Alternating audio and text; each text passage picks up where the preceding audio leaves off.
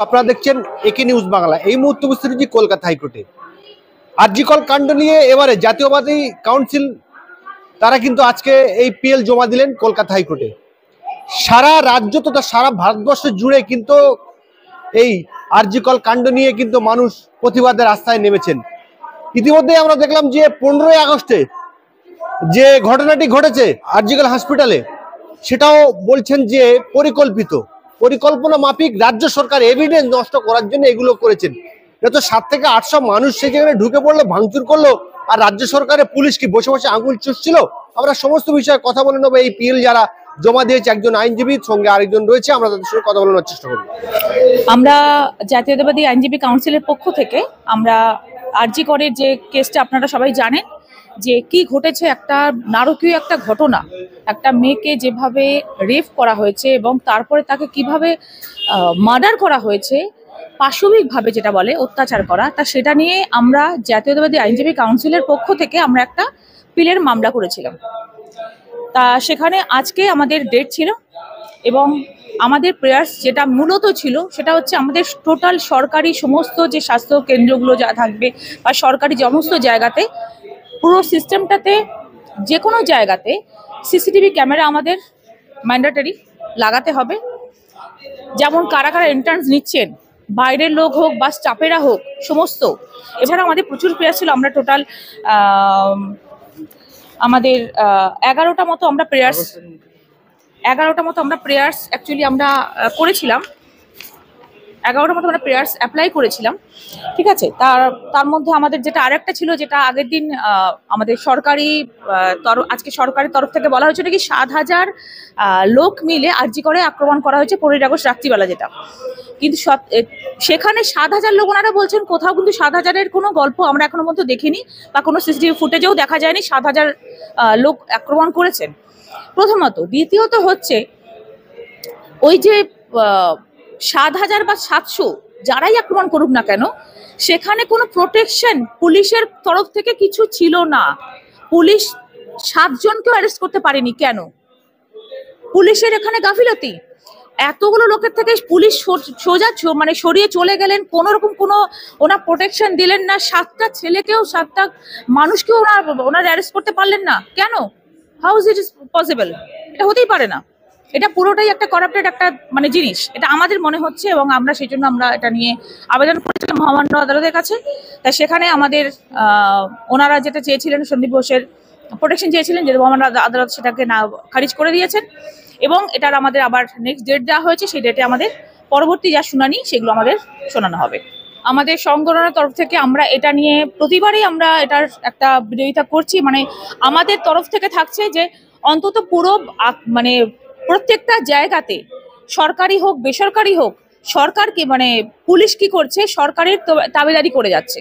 এবং যাদেরকে মনে হচ্ছে ওরা যাদেরকে অ্যাকিউজ পার্সন মনে করছেন, তাদেরকে ওনারা নিয়ে যাচ্ছেন এবং তাকে পিটিয়ে তাকে হয় মেরে ফেলছেন, হয় যদি না হলে ওদেরকে বিভিন্ন রকম কেস দিয়ে দিচ্ছেন।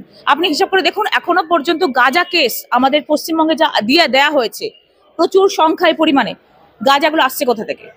আগে মাননীয়াকে তো এইটা জবাব দিতে হবে যে গাঁজা আসছে কোথা থেকে। এই যে এত কেস হচ্ছে, কি করে হচ্ছে, ওনাকে উত্তর দিতে হবে না যে এত উনি মানে সাপ্লাই কোথা থেকে এখানে ঢুকছে, পশ্চিমবঙ্গে কি করে ঢুকছে। আজকে বাংলাদেশ থেকে এত লোকেরা এখানে চলে আসছে, তারা ভোটার কার্ড পেয়ে যাচ্ছে, ভোটাধিকার পেয়ে যাচ্ছে। এগুলো তো সবই তো চলছে পুরোপুরি মাননীয়ার ইনস্ট্রাকশনে। এটা নিয়ে আমরা প্রথম থেকে বিরোধিতা করেছি, এখনো পর্যন্ত করছি। আমাদের জাতীয় আইনজীবী কাউন্সিল প্রত্যেকটা মানুষের স্বার্থে, মানুষের পাশে আছে, ভবিষ্যতেও থাকবে। এই ব্যাপারটা আমি আপনাদের অ্যাসিওর করতে পারি।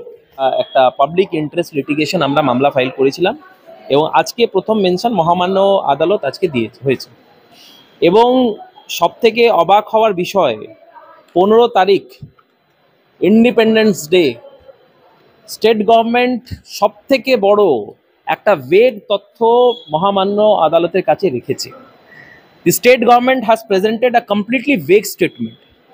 যে পিসফুল প্রোটেস্ট চলছিল সারা বাংলা জুড়ে, ইনফ্যাক্ট ইন ফ্রন্ট অফ আরজি কর গেট, সেই পিসফুল প্রোটেস্টকে মেলাইন করার জন্যে রাজ্য সরকার এবং তৃণমূল কংগ্রেস একটা পার্টি, সেই পার্টি দ্বারা পরিচালিত রাজ্য সরকার, তারা কোর্টের মধ্যে বলেছে যে 7,000 মব আরজিকর হসপিটালে এসে তারা ভ্যান্ডালিজম করেছে, কমপ্লিটলি তারা ভ্যান্ডালাইজ করেছে।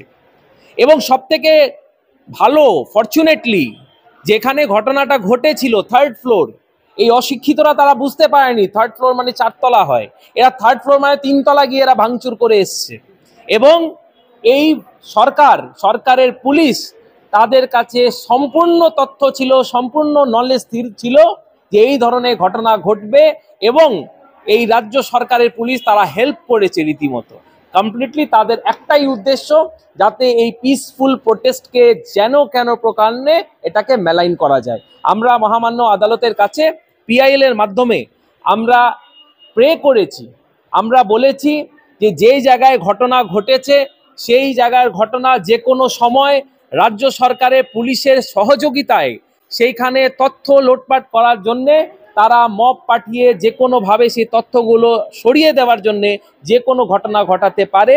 তাই we have lost all faith upon the state government, hence we have prayed to our honorable high court সেখানে যেন সেন্ট্রাল ফোর্স যেন ডিপ্লয় করা হয়, যাতে সেখানে বাইরের কোনো এন্টিটি, বাইরের কোনো ধরনের ফোর্স যেখানে এন্ট্রি না করতে পারে। আমরা বলেছি proper CCTV installment in all the areas, in all the hospitals.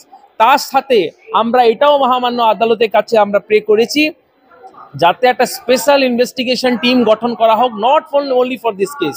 সেই স্পেশাল ইনভেস্টিগেশন টিম দেখভাল করবে, দেখবে কোথায় কোথায় ল্যাপসেস ছিল, সেই ল্যাপসেস গুলো ফাইন্ড আউট করে প্রত্যেকটা হসপিটালে সেটা কার্যকরী করে যেন কি আগামী দিনে এই ধরনের ঘটনা যেন না ঘটে।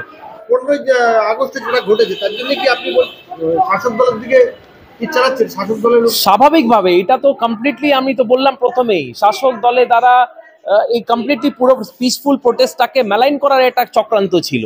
আজকে মহামান্য আদালত নির্দেশ দিয়েছে যে রাজ্য সরকার সেই দিন যা যা ঘটনা ঘটেছে, all the evidence with occurrence, তার সেটা যেন জমা পড়ে, তার সাথে competent authority of the hospital সেও যেন পার্টি থাকে। Along with that doctor forums, ডক্টরদের কোনো কথা এখনো মহামান্য আদালতের কাছে এখনো সেরকম ভাবে আসেনি, তাদেরকেও পার্টি করা হোক। এবং মহামান্য আদালত নির্দেশ দিয়েছে let the CBI continue their own investigation, CBI যেন ফ্রি অ্যান্ড ফেয়ার নিজের ইনভেস্টিগেশন করতে পারে, তার জন্য যা যা করার সেটা করতে হবে। তার সাথে ডক্টর এটাও বলেছে আগামী দিনে কোনো ধরনের এই ধরনের ঘটনার উপরে নিশ্চিতভাবে প্রশাসন যেন ভালোভাবে দেখতে পারে, এটা জন্য মহামান্য আদালত নির্দেশ দিয়েছে এবং আগামী বুধবার নেক্সট ডেট দিয়েছেন, সেই দিনে অর্ডারের জন্য আমাদের অপেক্ষা করতে হবে। মুখ্যমন্ত্রী কার বিরুদ্ধে পথে নামছেন? মুখ্যমন্ত্রী মমতা ব্যানার্জি পথে নামছেন স্বাস্থ্যমন্ত্রী মমতা ব্যানার্জির বিরুদ্ধে, এবং পুলিশ মন্ত্রী মমতা ব্যানার্জির বিরুদ্ধে তিনি দাবি করছেন যেন তদন্তটা ভালো করে হোক। এটা একটা নটাঙ্কিবাজ মুখ্যমন্ত্রী, কমপ্লিটলি একটা নটাঙ্কি একটা সরকার চলছে। গোটা বিশ্ব, গোটা ভারত আজকে দেখতে পাচ্ছে এটা কেবলমাত্র পশ্চিম বাংলাতেই সম্ভব, যেখানে মুখ্যমন্ত্রীর নাম মমতা ব্যানার্জি। আমরা এর আগেও দেখেছি, সেটা সন্দেশখালী হোক, মমতা ব্যানার্জির স্টেটমেন্ট এবং ভূমিকা কি ছিল, পার্ক স্ট্রিট কাণ্ড বলুন, কাটোয়া লোকালের রেপ কেসের কথা বলুন, কামদুনির কথা বলুন। কামদুনিতে উনি বলেছিলেন তো যে এটা মাওবাদীদের চক্রান্ত। অর্থাৎ মমতা ব্যানার্জি পুরনো একটা রেকর্ড রয়েছে, যে কোনো ঘটনাকে ছোট ঘটনা বলে ধর্ষিতাকে অপমান করা এবং ঘটনাটাকে সাইড করে দেওয়ার। এটা বাংলার মানুষ আজ চলতে দেবে না। আজকে একের পর এক পিআইএল জমা পড়েছে, আমরাও আজকে দ্বারস্থ হয়েছি জাতীয়তাবাদী আইনজীবী কাউন্সিলের পক্ষ থেকে, এবং আমরা আমাদের কথা এখানে রেখেছি।